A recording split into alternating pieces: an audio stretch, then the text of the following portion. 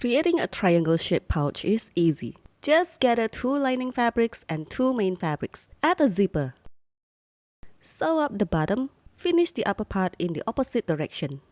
Don't forget the little strap. And there you have it, your very own triangle-shaped pouch. Hello crafters, welcome to Anjurisa's crafting room. Now that we are all here, let's talk about triangle pouches. They are cool little things that can hold many different items. You can make this pouch to hang on bags and keep coins safe. I'll show you how easy it is to make one. Let's go ahead and get started.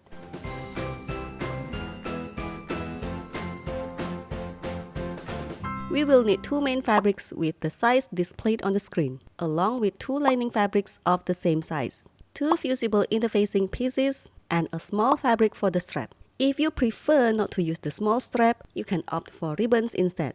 If you have sponge fabric, you will have 2 options for making the pouch. One using sponge fabric alone, and the other using fusible interfacing along with lining. If you've chosen to use sponge fabric, you can skip using lining and fusible interfacing and use the sponge fabric by itself. In this video, I will show you how to make this pouch using both lining and fusible interfacing. Let's begin by attaching the fusible interfacing to the back side of the main fabric. Position it in the center and press it. Make sure that the adhesive side is facing the fabric, not the iron. Repeat the same process on the other fabric.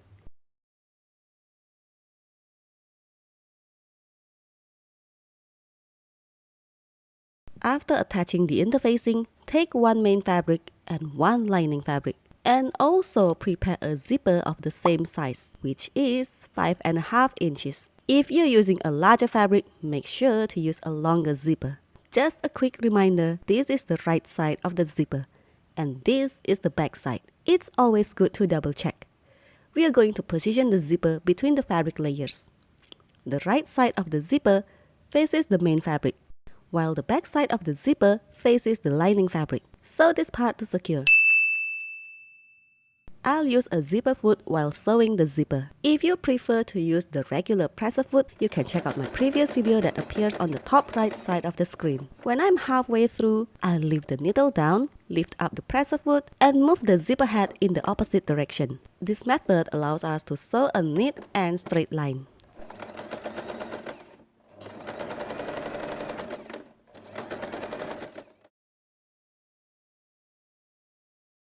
Repeat the same process on the other side of the zipper, with the main fabric facing the right side and lining fabric facing the back side of the zipper. Then sew this part again using the zipper foot.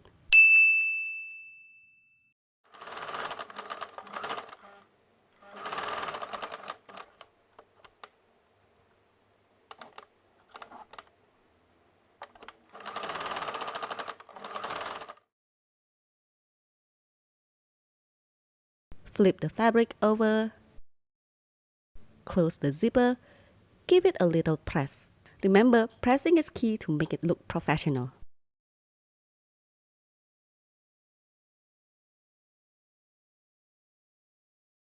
Then top stitch both sides of the zipper.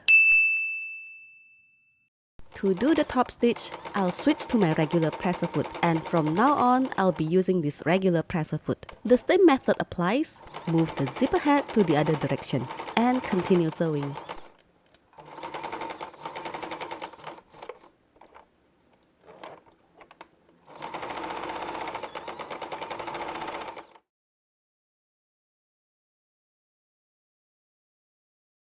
Now take the small piece of fabric for the strap.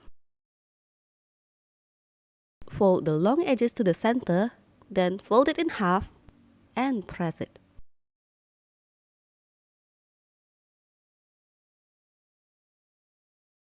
After that, secure the strap with either a zigzag stitch or a regular straight stitch. I'll show you both options so you can choose which one you prefer to use. It's entirely up to you.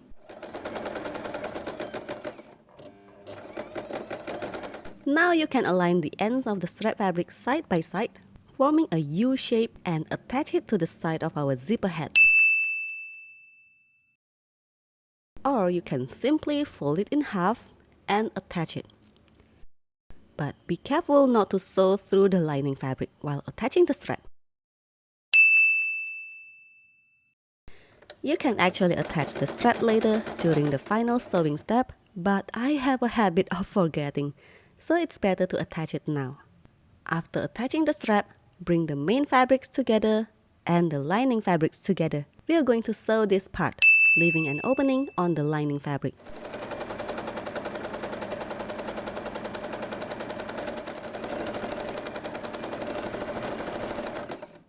The larger the opening, the easier it will be to turn the fabric later.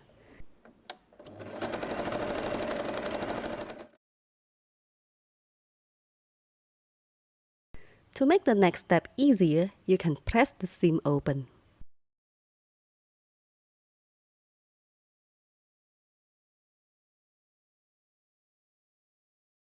This is the zipper head, and we are going to focus on the zipper end. Bring the seams and zipper end together and sew this part.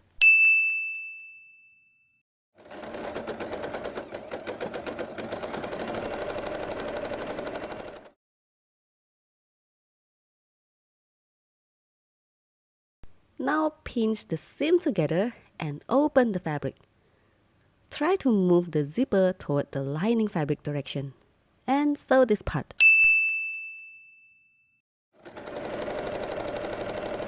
This is where you will attach the strap if you didn't do so earlier. To be honest, I always forget this part, so it's better to attach the strap earlier.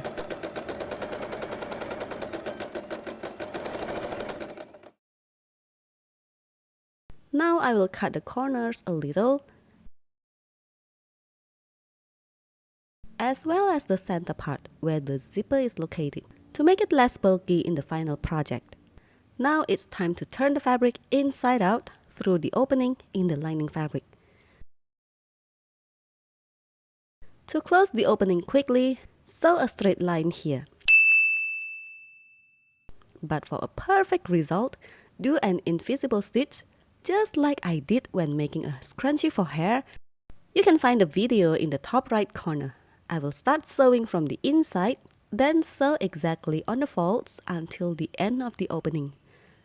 If you enjoy handmade projects, consider subscribing and turning on notifications. Your support truly helps me continue creating content. I recently started an Etsy store a few weeks ago. Feel free to explore, where you will discover beginner-friendly tutorials as well. I currently only have the bow pattern, but I will add more in the upcoming if I receive a lot of requests.